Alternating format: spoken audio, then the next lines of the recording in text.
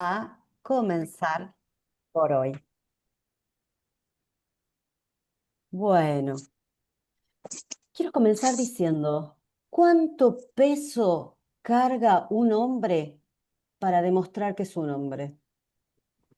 ¿Cuántos silencios, cuántas corazas y cuántos guiones aprendidos nos separan de una vida más justa y afectiva?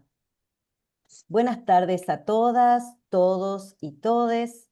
Hoy nos reencontramos como Alianza para Estudios Críticos de las Masculinidades, un espacio que nació para reafirmar que la masculinidad no es un destino biológico, sino una trama cultural que nos atraviesa a todos.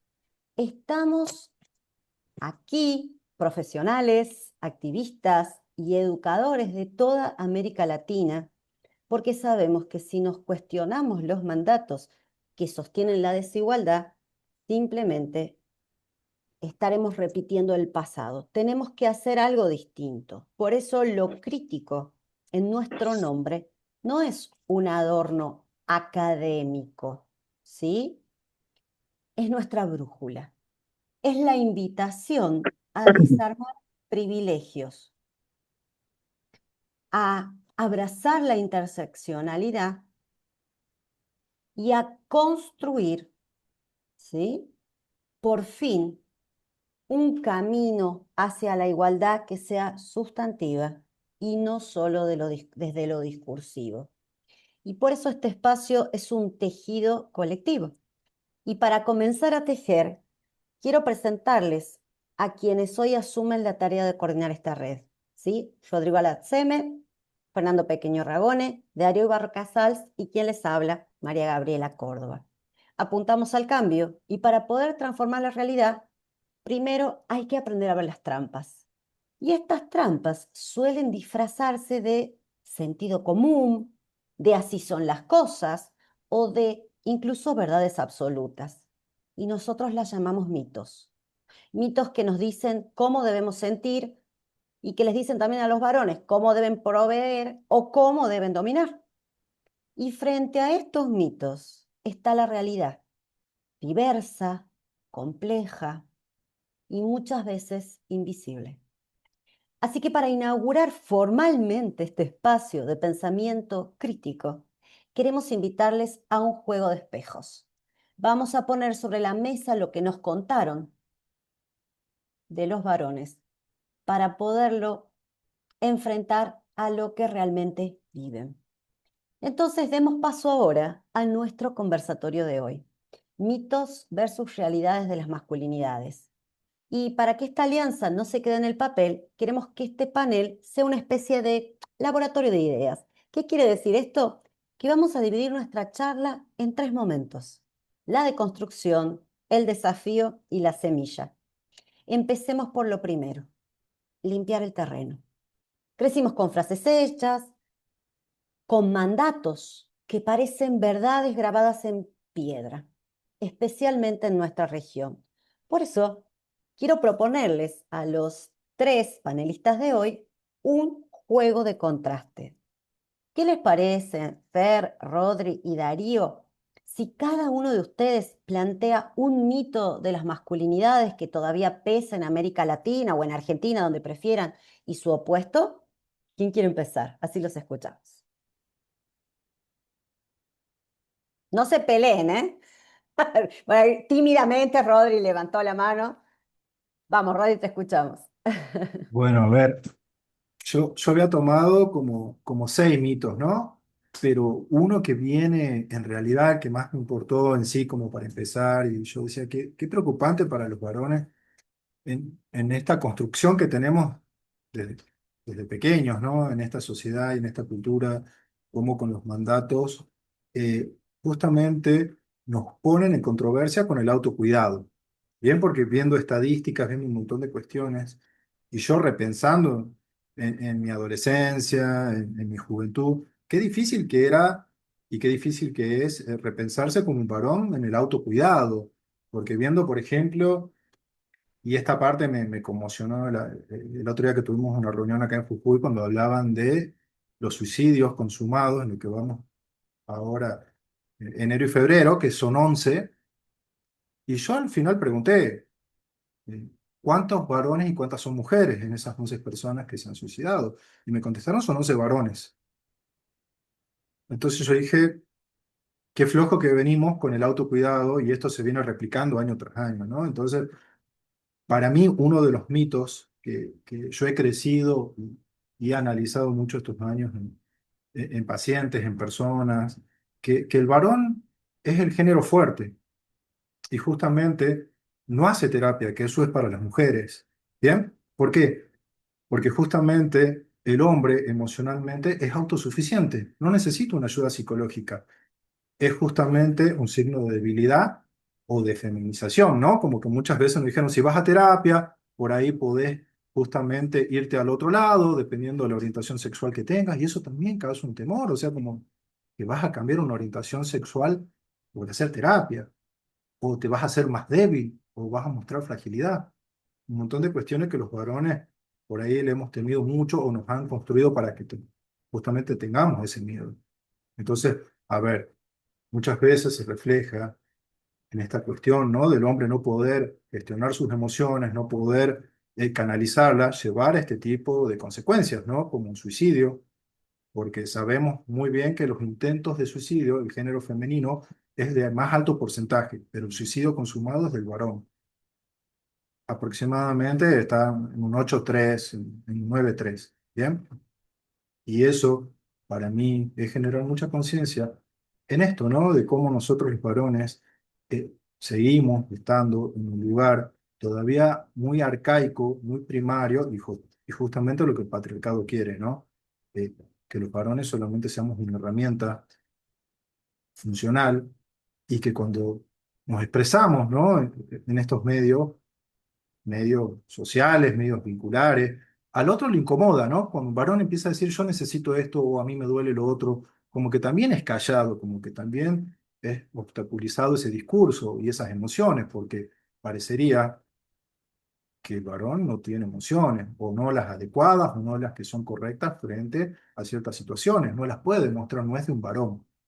Bueno, por eso me parece que el mito sobre el género fuerte y el autocuidado y lo que es la terapia, me parece esencial siempre ponerla acá, ¿no? En discusión, porque para mí el varón, igual que la mujer, tenemos las mismas emociones, sentimos de la misma forma y la terapia es igual de válida también, ¿no? Que no nos va a cambiar ningún parámetro, sino que nos va a hacer mucho más fuerte hablando desde el lugar emocional, ¿no? Porque realmente nos damos cuenta que por seguir esos patrones del género fuerte, para el varón tiene un costo muy fuerte, ¿no? Justamente una vida más solitaria, una vida más segregada, más corta, ¿bien? Porque desde este lugar vemos que la salud del varón siempre está condicionada a ciertos lugares. Así que bueno, por ahí ese es el primer mito que yo quería plantearlo desde ese lugar. Bueno, muchas gracias, Rodri, excelente. Eh, ¿Alguien más? ¿Quién quiere seguir? Fer, Darío. Está silenciado, Fer. Sí, decía que con gusto sigo yo y ahí le saco la palabra a Darío. Este, escuchaba atentamente a Rodrigo y pensaba las diferencias de miradas que podemos ir incorporando, ¿no? A este espacio. Y yo tengo dos grandes realidades y contextos para contarles algunos mitos a ustedes y tienen que ver con la propia vivencia de mi persona como investigadora a partir de la autoetnografía. Yo trabajo mucho con la tradición de la antropología social en Latinoamérica y en eso hago un recorte en la autoetnografía que, bueno, está muy discutido. Yo creo que hay que defenderlo como paradigma. Y uno de esos espacios tiene que ver con la masculinidad en relación al contexto rural, para pensar el extractivismo y la relación que tienen los varones, ¿no? Y luego la otra cuestión que estoy pensando es el tema de la justicia transicional. Esto es para Argentina. Quizás acá todos somos latinoamericanos, pero en Argentina a partir del 2003 o 2004, cuando se derogaron las leyes de obediencia debida y juicio final, comenzó una transformación social muy profunda, donde los varones han tenido, digamos, posiciones que yo quiero discutir en esas masculinidades de lo que ha sido la justicia transicional en Argentina. Transicional porque después de la derogación de esas leyes vinieron 20 años en donde cambiaron el sistema judicial, pero también o concomitantemente cambió la sociedad y la forma de ser de los varones. Todo eso sin olvidarnos que en esos 20 años en Argentina se sancionaron leyes de derechos humanos de primer nivel que permitieron unos grandes avances, ¿no?, en el género. Pero ahí les cuento quizás algo que es uno de los mitos más extendidos cuando uno mira cómo vive la gente en el contexto rural. Y básicamente yo estoy en una región que es el norte de Argentina, en Salta, en la provincia de Salta, y en un lugar que está muy próximo a una zona de yungas que se llama Parque Nacional El Rey. Eh, Generalmente quienes habitan ahí, todavía quienes estudian esto, están convencidos de que el género es una cuestión de mujeres, ¿no? Y que de hecho todas las políticas han tenido que ver con mirar a las mujeres, pero yo empecé a darme cuenta, haciendo una antropología a nivel micro, que la identidad masculina revela muchas de las causas del extractivismo, porque hay una relación muy directa entre cómo se constituye un sujeto varón en contexto rural con la concepción de naturaleza que tiene. El hombre nace y es criado pensando que tiene que dominar la naturaleza, sojuzgarla y hacer plata, ponerla en valor a esa naturaleza, ¿no? Muy parecido a los vínculos que los varones tradicionales tienen con las mujeres. No hay nada nuevo bajo el sol. Solamente cuando uno cambia en este contexto, aparece la naturaleza como lo femenino que debe ser subordinado, degradado y puesto al servicio del varón que domina, provee, protege. Y ahí tenemos uno de los núcleos duros para discutir el extractivismo. Y terminar diciendo, para darle la palabra a Darío, que lo que hay que discutir ahí es que esos hombres que habitan por el mundo rural tienen relaciones de género subordinadas entre sí. Uno pudiera pensar la relación de esos varones con sus mujeres en el contexto rural, pero yo elegí trabajar la relación de esos varones entre sí y cómo se subordinan en relaciones de dominio entre sí. Entonces, encuentro que hay CEOs que vienen de Buenos Aires en avión a grandes extensiones de campos rurales, que son empresas agroexportadoras, y ese es un tipo de varón que está en contacto con los capataces de esa finca, que está en contacto con los peones rurales, y cada uno de ellos tiene condiciones de ejercer su masculinidad y constituirla de modos bien diferentes. Y eso implica escalas de dominio, de estrategias de resistencia que le da al contexto urbano un color muy, muy intenso para estudiar la masculinidad en relación de cómo esos varones van a hacer posible que el monte, que el territorio pueda conservarse o que sea degradado. Eso es uno de los grandes mitos que yo quiero compartir con ustedes esta noche. Muchas gracias, Fernando. Darío, te escuchamos. Bueno, ¿qué tal? Buenas noches a todas y todos. Gracias, Fer, Rodri, Gaby, por estas palabras. Acuerdo con todo. Es difícil pensar en los mitos porque hay tantos mitos vinculados con la masculinidad. Pero yo hoy estuve pensando en uno para poder compartir y es un mito que me atraviesa como varón en mi praxis eh, y mi pasaje por diferentes espacios y redes y tal, ¿no? Que tiene que ver con... Perdona, Darío, dicen que no se te escucha muy bien. ¿Podrías levantar un poquito la voz? Voy a probar con esto de vuelta. Perdón.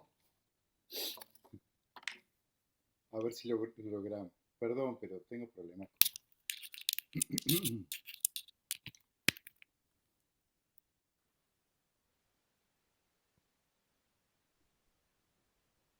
Tengo mandado No, no, un peor, HyperX de déjalo, estos micrófonos. claro. No, No, directamente hablar sin eso, pero un poquito tono de voz más alto y ya está. Por favor.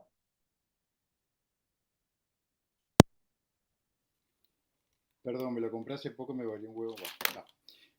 Bueno, a ver ahí. Ahí, mejor, un poquito mejor. Ok, Yo bueno. te escucho bien. Bien, perfecto. Entonces, les decía que uno de los mitos que a mí me interesaba compartir con ustedes hoy tiene que ver con la posibilidad de desmontar, al menos en estos espacios, la existencia de algunas categorías dicotómicas centradas, por ejemplo, en esto de los hombres deconstruidos frente al hombre macho, machirulo, machista, ¿no? Porque la realidad es que no existe ninguno de los dos en un estado puro y opuesto, ¿sí? Am, la deconstrucción no es un estado final, no es un carné identitario y tampoco podemos decir que es un diploma que se puede obtener, ¿sí? Que nos habilita a poder abandonar la revisión de nuestras propias prácticas, ¿no? Sino que al contrario, es un proceso de negociación constante con el mandato de virilidad que nos atraviesa a todos por igual, ¿sí? Entonces, cuando hablamos de hombre deconstruido, nos estamos refiriendo a una ilusión o incluso a una... No se escucha ahí. ¿Escuchan? ¿Ahí, Mazo? sí se escucha. Ah, vale. Les decía que esto del hombre deconstruido, de alguna manera podemos pensarlo como una ilusión, ¿sí? O incluso como una estrategia de marketing personal que oculta como ciertas contradicciones que habitan en cada uno de nosotros como varones socializados en esta cultura patriarcal, ¿sí? Por otro lado, esta etiqueta del macho, del machirulo, suele funcionar como un depósito de culpas externas que nos impide ver que nuestra masculinidad es en realidad como una escala de grises, ¿sí? Donde todos estamos inmersos, ¿sí? Si pensamos entonces en esta machirulez, todos y cada uno de nosotros que viven en esta cultura actualmente, tenemos algo de esto, ¿no? No existe el machirulo puro entonces, y menos aún el deconstruido puro. Lo que realmente encontramos en la clínica, en el territorio, en las aulas, niños, niñas, adolescentes, son hombres, varones en conflicto, ¿no? Sujetos que transitan tensiones permanentes entre lo que sienten y lo que el sistema les exige que tienen que producir. Un varón puede ejercer la corresponsabilidad, el cuidado del hogar, pero simultáneamente mantener lógicas de competencia feroz, silencios cómplices, ¿sí? En sus círculos de pares, por ejemplo, ¿sí? Por eso estas categorías dicotómicas son peligrosas, ¿no? Mientras que una otorga como una falsa inmunidad moral, podríamos decir, la otra anula la posibilidad de transformación, porque lo que hace es esencializar al sujeto, ¿sí?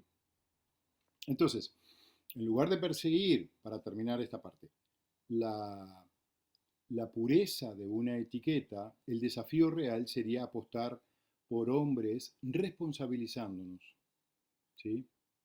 La realidad no es la pureza de la deconstrucción, sino la capacidad de los hombres, de los varones, de reconocer nuestras propias contradicciones, de habitar nuestras propias vulnerabilidades y de entender que la masculinidad no es un estado fijo, sino un trabajo diario de revisión de nuestra subjetividad, de nuestra historia, de nuestra ética, de nuestra vincularidad, etc. ¿Sí? Así que voy dejando por ahí. Bien, muchísimas gracias. Acá quiero comentarles que, que el chat está súper movido, súper, lo cual está buenísimo. Y acá nos preguntan si el hombre por biología no es más racional que emocional. Acá Fabiana ya contesta diciendo que es otro mito bastante instalado. La racionalidad no es una cualidad masculina, es una capacidad humana. Pensar que los hombres son más racionales que las mujeres no tiene base científica, sino cultural. Y si me permiten, quiero agregar algo. ¿Por qué lo creemos todo tan así? ¿Por qué lo tenemos tan hecho carne? Porque así fuimos educados. Yo les pregunto a los varones presentes acá en la sala, ¿cuántos de ustedes escucharon en su crianza los varones no lloran? Levanten la mano si quieren con el chat o digan. ¿Cuántos dijeron que eso que estaban por hacer no era de hombre en algún momento de su historia?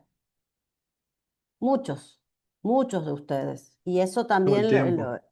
lo he escuchado, digamos, en mi propia práctica. E incluso en algún momento hasta se lo he dicho a mi hijo, o sea, yo la que se dedica a las masculinidades, ¿no? O sea, nos pasa a todas las personas. Entonces, ¿por qué estoy trayendo esto? Porque somos parte de patrones, ¿sí? O sea, estamos educados con patrones. Los varones parecen mucho más biológica la cosa, como si vinieran de fábrica así, porque sufren una colonización emocional. Es decir, desde muy pequeños son educados para que ciertas emociones no las manifiesten. O sea, no es que los varones no sienten miedo, no es que los varones no sienten dolor, lo que pasa es que el costo de manifestar eso es que le quiten la credencial de macho. Entonces, muchas veces estos varones se tragan todo eso que sienten y como decía Rodri al principio, su cuerpo termina llevando la cuenta, porque ni siquiera tienen habilitados por este disciplinamiento emocional poder hablar de lo que sienten, tomando un poco lo que decía Fer en esta ley de obediencia debida y punto final. Eso no es de hombre, ¿no? Entonces, creo que por acá ya estamos comenzando a ver una serie de cuestiones que no podemos seguirlas repitiendo. O sea, esto lo tenemos que desarmar, ¿sí? Entonces, me gustaría que ahora hablemos de lo que nos toca construir. Porque si no, siempre decimos que tienen privilegios, que se tienen que deconstruir, que son unos machirulos. ¿Y qué hacemos con eso? ¿No? Yo quiero decir que trabajar con varones a veces no nos resulta fácil. ¿Por qué? Porque hay miedo, hay resistencias y también hay baches, baches teóricos. Porque es como que la idea de que y que eso he estado escuchando mucho, como que los varones son así porque sí, como que hay incluso una sensación hasta de disfrute, ¿viste? De ser de esta forma. Entonces, lo que también nos ha unido a los que somos miembros de la alianza, es que creemos que la cosa no es así. Entonces, muchachos, les pregunto, específicamente desde su experiencia en el territorio y la investigación. ¿Cuáles son los desafíos que para ustedes tienen hoy los estudios de las masculinidades o hasta incluso las intervenciones con varones? ¿Qué les parece? Fer, ¿querés empezar vos? Ahí estaba muteado. ¿Cuáles son los desafíos? Bueno, me parece que uno de los primeros desafíos que yo utilizo mucho, Gabriela, en la construcción de la teoría que voy proponiendo, es la amplitud emotiva, ¿no? Trabajar sobre esa cuestión que los varones tenemos, que vos lo acabas de describir muy bien, la constricción casi total de la emotividad. por ejemplo, en Argentina, para quienes son del país, Diana Mafia, una gran filósofa politóloga, ha trabajado mucho este concepto que yo digo de amplitud emotiva como una voz post-hegemónica. ¿Qué quiere decir? Los varones después de esos varones hegemónicos, que tanto sufrimiento les produce a esa propia hegemonía, ¿cómo son? ¿Cómo están siendo? Nosotros tuvimos que pasar casi 50 años desde ese momento trágico que fue la dictadura en Argentina y que ha producido 30.000 muertos. Para poder avanzar hubo hegemonía del movimiento de mujeres y ese movimiento de mujeres hizo posible que los varones pudiésemos empezar a pensarnos desde el género. Y lo que nos damos cuenta es cómo nos cuesta mirarnos como seres generizados. Y el núcleo más duro de esa mirada generalizada es la imposibilidad de ponernos vulnerables, ¿no? Porque hay que ser, en el sentido tradicional de la palabra, lo voy a decir, hay que ser muy macho para animarse a sentirse vulnerable y mucho más macho para animarse a mostrarse vulnerable. Y por ahí comienza el trabajo. El trabajo subjetivo, el trabajo interno, pero también al mismo tiempo el trabajo político, el trabajo de la participación con la familia primero, con los hijos, con las instituciones donde los varones transitamos y finalmente con ese campo político que construimos entre todos para que el mundo nos aloje a todos por igual, a las mujeres, a los varones, en todas las identidades que podamos construir ahí. Creo que básicamente puedo aportar eso, Gabriela, en esta etapa de la conversación. Genial, Fer, muchas gracias. Rodri, ¿querés seguir vos? ¿O vos, Darío? ¿Quién quiere? Dale, Rodrigo. Bueno, listo. A mí me parece muy importante, bueno, en esto escuchando un poco a Fer, a Darío, a vos, Gaby. O sea, a ver, hablar ya de las masculinidades es todo un desafío. Yo creo que ahí nos tenemos que centrar bastante, porque las personas, bueno, colegas, lo cotidiano, de lo cultural, cuando uno habla de masculinidades, dicen, ya van a hablar de masculinidades, o ya quieren un nombre diferente, o ya nos van a cambiar. Entonces yo creo que por ahí el desafío más grande va a ser seguir hablando e introducir esta temática de masculinidades, porque acá hay un sistema de búsqueda que se llama SINDAC, ¿bien? Es un sistema que busca personas. Y dentro de esa búsqueda de personas existen, o sea, los niños, niñas, adolescentes, mujeres y personas mayores, pero se han olvidado de buscar a alguien, que son a los varones, ¿bien? Los varones no pueden ser buscados, no pueden ser justamente cuidados. Y eso también es una parte que el varón necesita poner sobre la mesa, ¿no? O sea, a ver, esto de, nosotros también merecemos ser escuchados, ser cuidados, pertenecemos al mismo lugar que todos los géneros, que todos los grupos etarios. Y el desafío muy grande que yo veo tiene que ver con la educación cultural, con las políticas, porque hoy todavía hablar de masculinidades y de autocuidado y lo que el hombre justamente pierde por estar en ese lugar hegemónico, no quiere ser visibilizado. Entonces, me parece muy importante trabajar con los varones desde un lugar de correrse de ese pedido cultural todo el tiempo de ser hegemónico, ¿no? De ese varón hegemónico y hacer su propia construcción, con su orientación sexual, con su gusto por lo que sea, porque esa va a ser la subjetividad que nos va a hacer sentir pleno, nos va a hacer corrernos de ese lugar hegemónico, que tiene sus costos, ¿eh? Porque estar acá hablando de esto tiene sus costos, no es fácil, pero yo creo que es mucho más saludable asumir estos costos que estar del otro lado y querer dejarse arrastrar por lo hegemónico, que constantemente no le gusta esto, no le gusta que circulemos, que hablemos, que busquemos el cambio, que digamos que los varones necesitan esto. Para mí ese es el desafío y la gran construcción que buscamos, ¿no? Con un granito de arena, con lo que somos hoy, la cultura, no solamente los profesionales y los activistas y los que estamos en el medio, sino con toda la cultura, con esto, con las mujeres, los varones, desde el inicio porque es bien como dijeron ahí, los varones racionalmente no estamos determinados desde un lugar biológico que somos más despiertos, tenemos todo este poderío y que en lo emocional no estamos. No, tiene que ver con cómo nos van construyendo la sociedad así de fácil y así de difícil. Pero bueno, hablar de esto es el desafío. ¿Bien?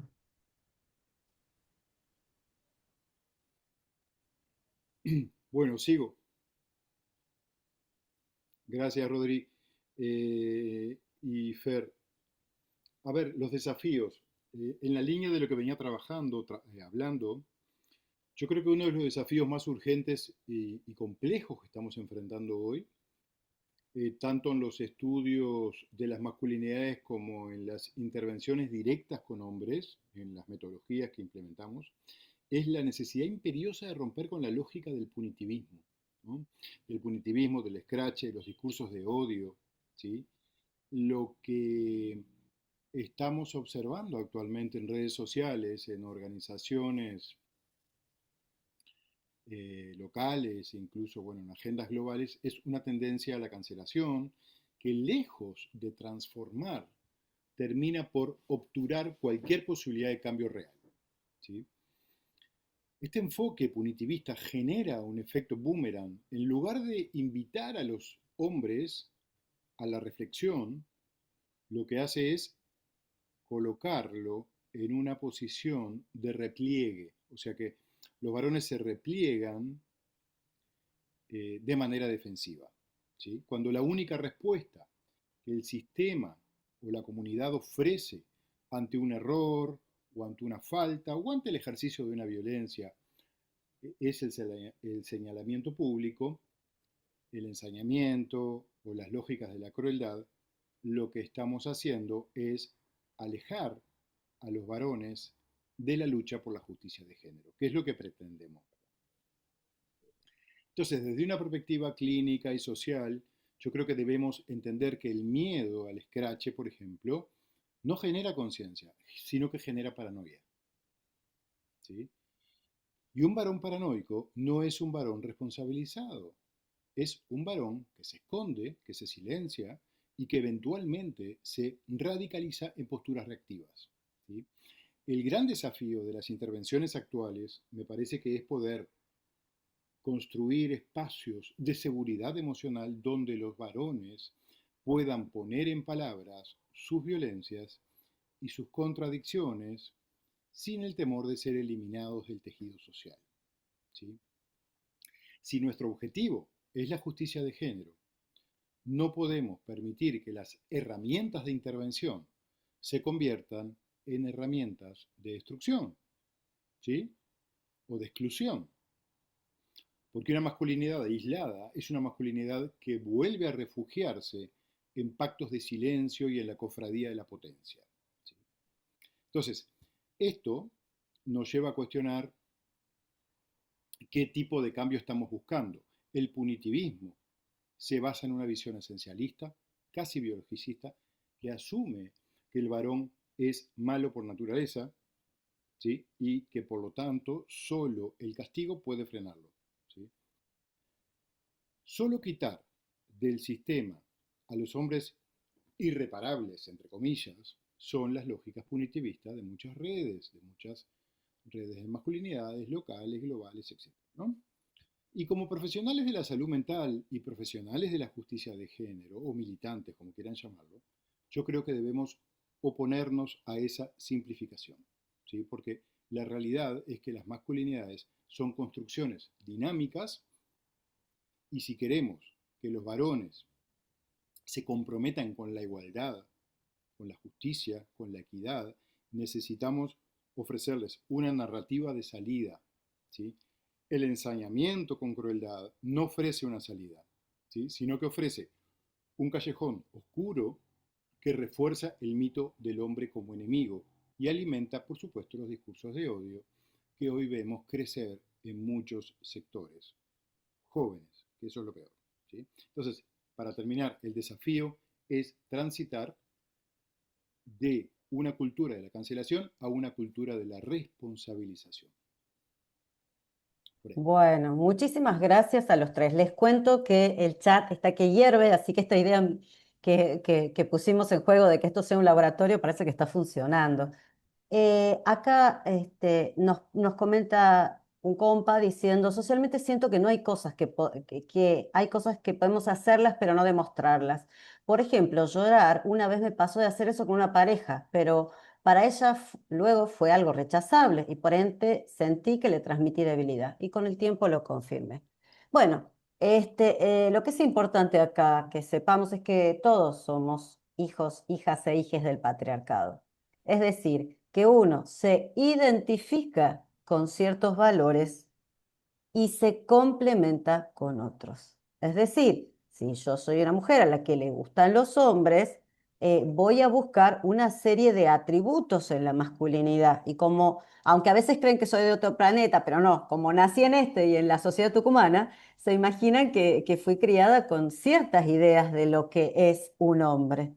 ¿Sí? Entonces seguramente voy a buscar esos atributos en un hombre si no hago un trabajo, como planteaban los chicos, reflexivo. Entonces, si de pronto, si para mí un hombre tiene que ser fuerte, tiene que ser proveedor, tiene que ser rudo, duro como un roble, y el muchacho se me larga a llorar, es como que el atributo se cae, ¿sí? Pero bueno, eso también tiene que ver con que no es un juego esto de que, las mujeres están divinas y los varones son toda una porquería. No, todos, todas y todos nos tenemos que trabajar, porque también las mujeres tenemos elementos machistas en nuestro interior, ¿sí?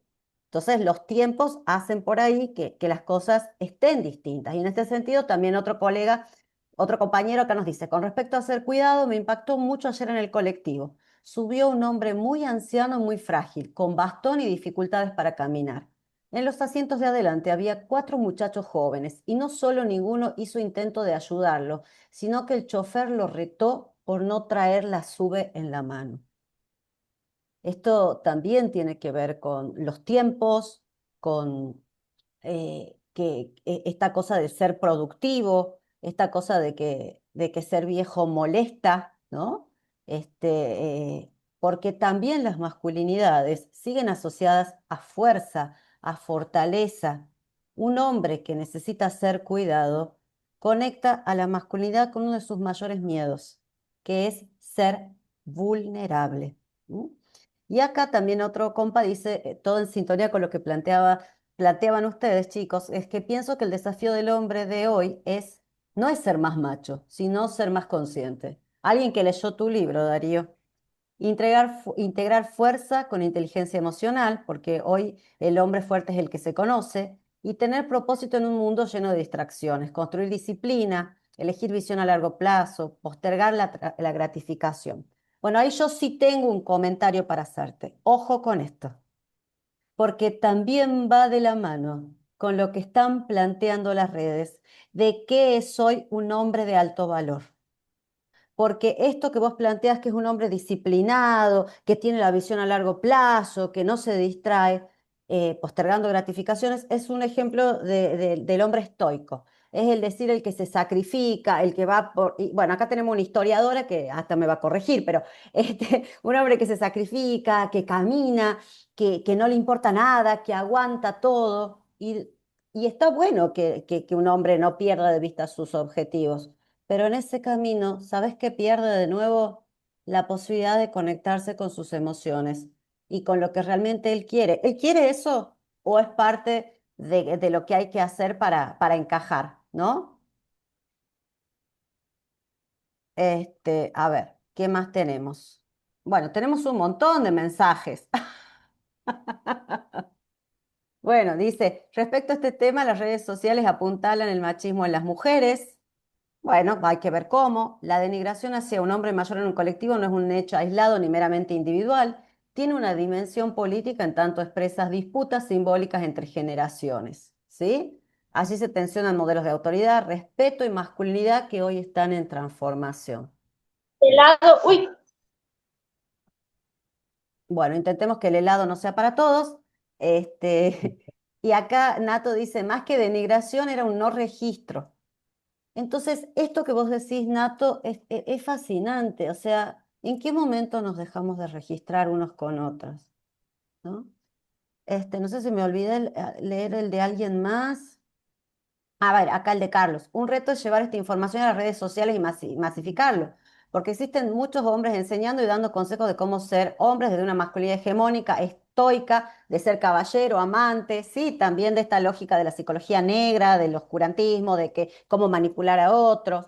Hay toda una jugada, pero ¿saben qué? Creo que estamos inaugurando algo muy importante hoy, porque si bien hay teorías, si bien hay datos, hay un propósito humano detrás de esta alianza. Y es la de que intentemos hacer las cosas diferentes.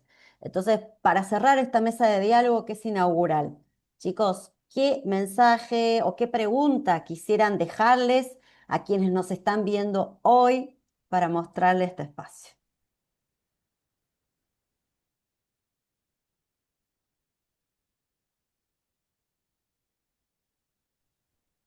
Bueno, a ver, una gran pregunta para mí que tienen que repensar y analizar y vivir constantemente con una cierta introspección y registro, ¿no? Justamente lo que dijo Einato, estar más consciente y registrar esto, porque somos seres emocionales, sociales, y es muy importante que esa parte, nosotros que la estamos integrando acá y replanteándola, no pertenece a un género, sino que pertenece a las personas, a los humanos.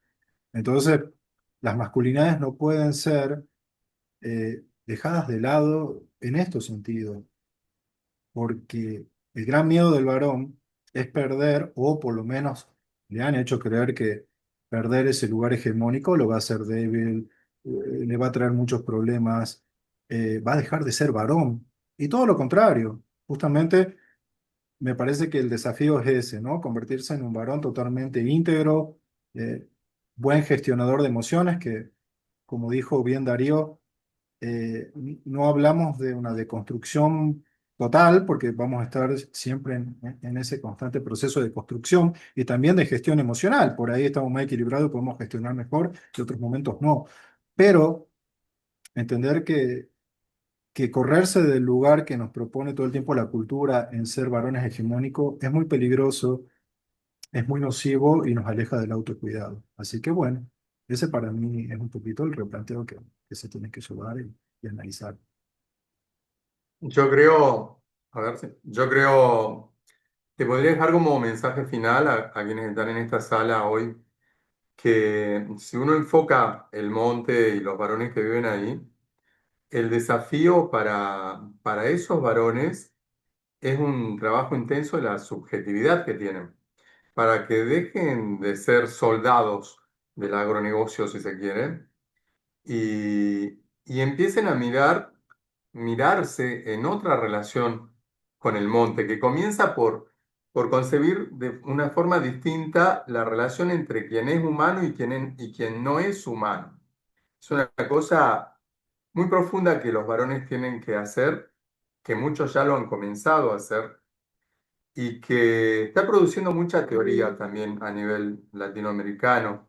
Y ahí también invitarlos como mensaje final a pensar que todas estas teorías de las masculinidades que estamos produciendo pueden ser llevadas a ámbitos incalculables dentro de las dimensiones de la sociedad humana.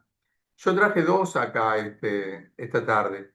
La relación de los varones con el campo, la relación de los varones con la memoria y la justicia, pero hay muchísimos más.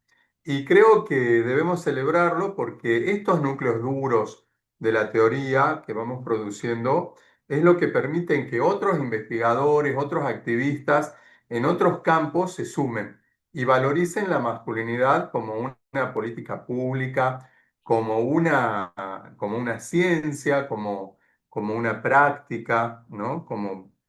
Entonces, ahí está el valor.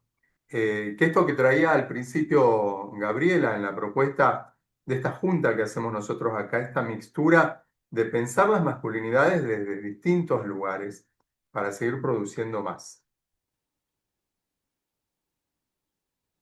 Bien, lo que, lo que me hace pensar esto, compas, que están planteando,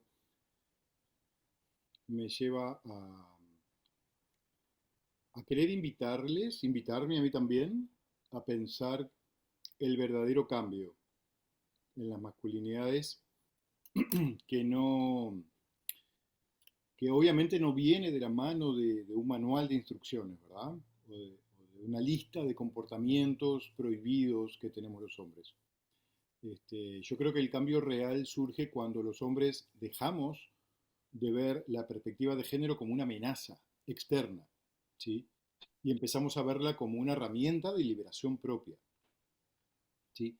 A lo largo de este encuentro y de otros encuentros que hemos tenido en la Alianza, hemos visto que la masculinidad tradicional funciona como una armadura, ¿sí? Que si bien nos otorga privilegios y poder, por supuesto, en la esfera pública, por ejemplo, también nos amputa la capacidad de sentir, de vincularnos en la esfera privada, ¿no?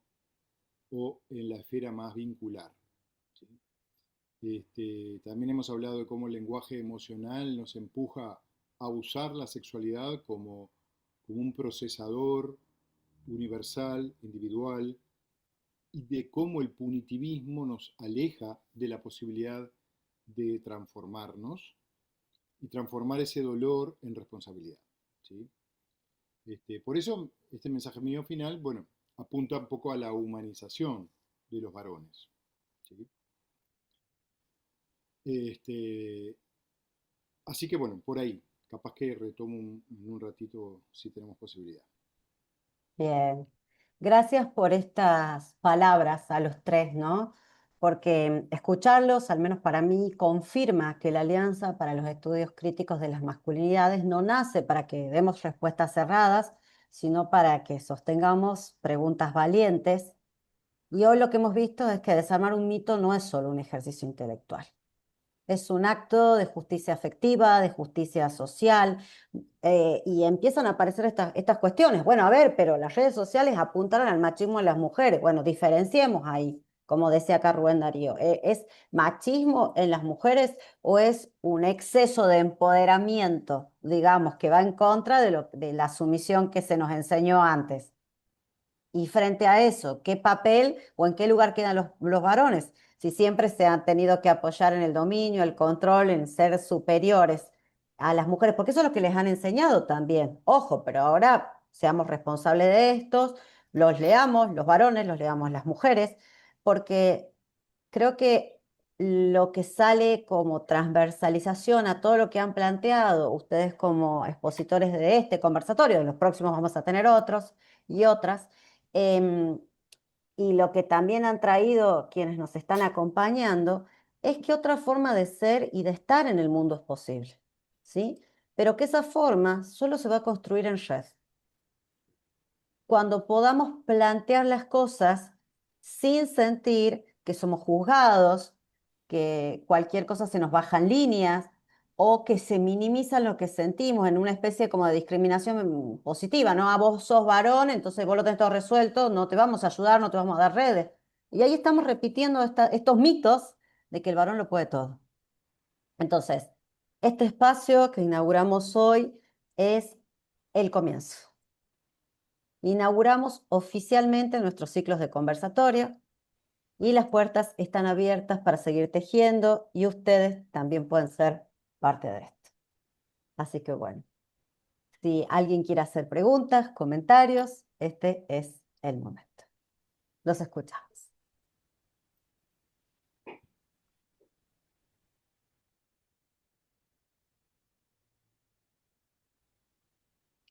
Acá nos preguntan, ¿la masculinidad está en función de la cultura, la historia, la educación, el entorno y decisiones personales? Entonces, ¿no hay una única masculinidad?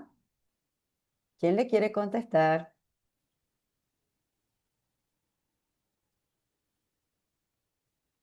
Yo te puedo empezar diciendo que no hay una única. Vamos a ver qué dicen los muchachos. Yo te quiero continuar diciendo que obviamente que no hay una única y que tiene que ver con todo eso que vos decís ahí, ¿no? Que tiene que ver con la educación, que tiene que ver con la historia, que tiene que ver con el contexto cultural y con el entorno.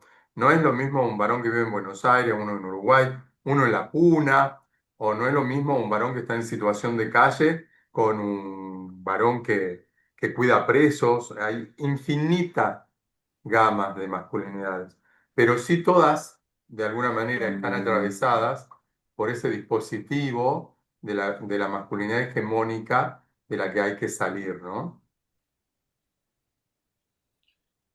Sí, para agregar algo, inclusive, aunque vivamos en una misma cultura, tengamos una educación similar, tengamos una historia parecida y una realidad material también similar, inclusive tengamos el mismo capital simbólico y capital cultural, eh, existe lo que llamamos la subjetividad, ¿no? Cada uno de nosotros varones vamos a decodificar la realidad filtrando esa realidad a través del patriarcado y tomando las partes de la historia, la cultura, la educación, etcétera, que podemos tomar de acuerdo a nuestra propia subjetividad. O sea que hay tantas masculinidades como varones sabemos en el mundo, de alguna manera podemos decir. Bien, a mí Bueno, me parece que un poquito para ir, para cerrar ese tema en particular, el patriarcado busca y buscó que las masculinidades siempre sean hegemónicas.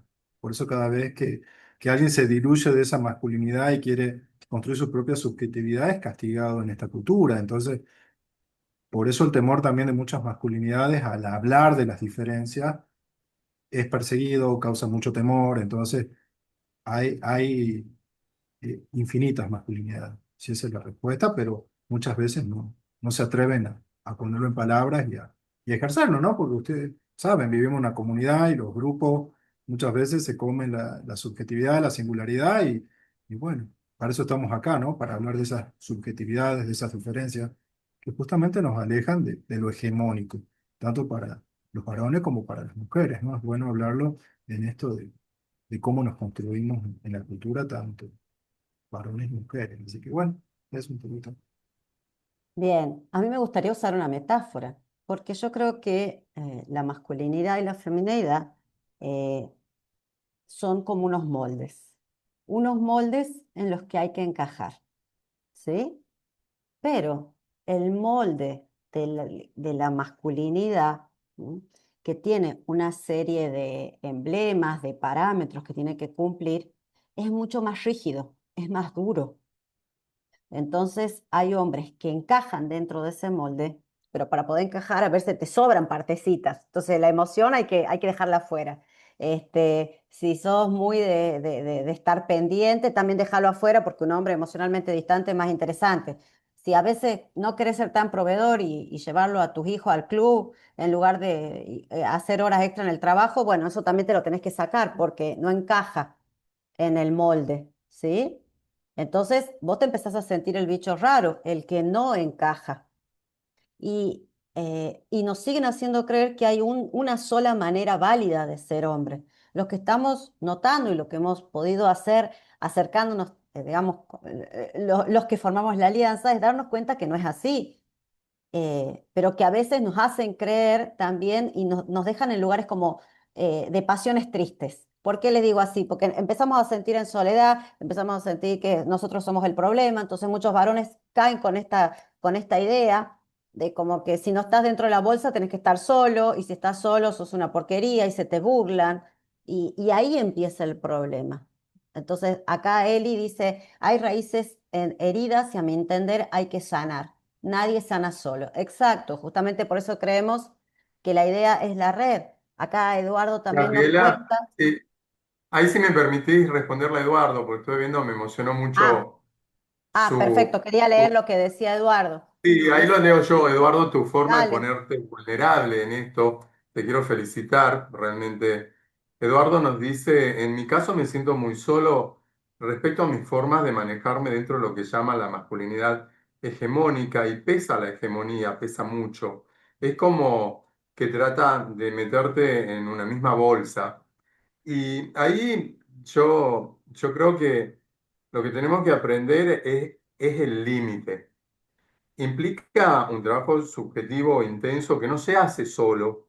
Esto Darío lo va a contar largo y tendido seguramente en próximos encuentros, pero tiene que ver con aprender a decir no a nuestros seres más próximos primero, quizás a nuestras mujeres más próximas.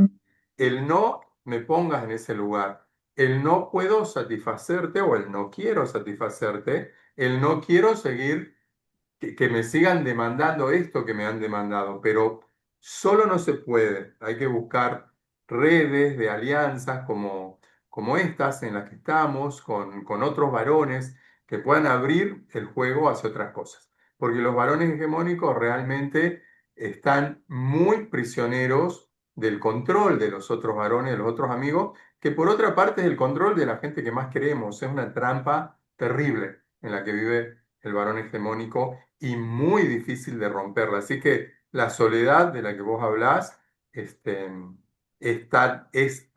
así, es totalmente así, pero es muy hermoso que lo hayas traído acá. Pero además, esto ha resonado en otros. Entonces, fíjate cómo también estamos viendo que vos que te creías único y hay muchos acá que les resuena y que agradecen tus palabras porque le has puesto cuerpo, le has puesto territorio a esto que a veces es tan difícil de decir. No sé, yo el otro día leí un post que decían, los hombres de verdad no se deprimen y los hombres están solos porque quieren. Entonces, está inundando este tipo de cosas que, bueno, tenemos que empezar a trabajar, porque acá Fabi le contesta a Eduardo, al exigir autosuficiencia, dureza y silencio emocional, limita la capacidad de los varones para construir redes afectivas profundas, ¿no? Así que creo que esto es muy, muy, muy importante y te agradecemos tu apertura. Así que bueno, no sé si alguien quiere hacer algún otro comentario. O quieren invitar a las actividades de la alianza, bueno, cuenten lo que quieran, muchachos.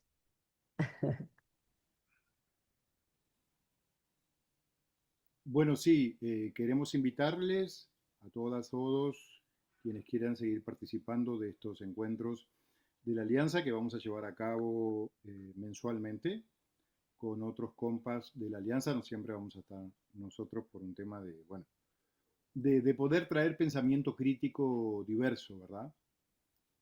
Así que van a seguir siendo invitadas, invitados.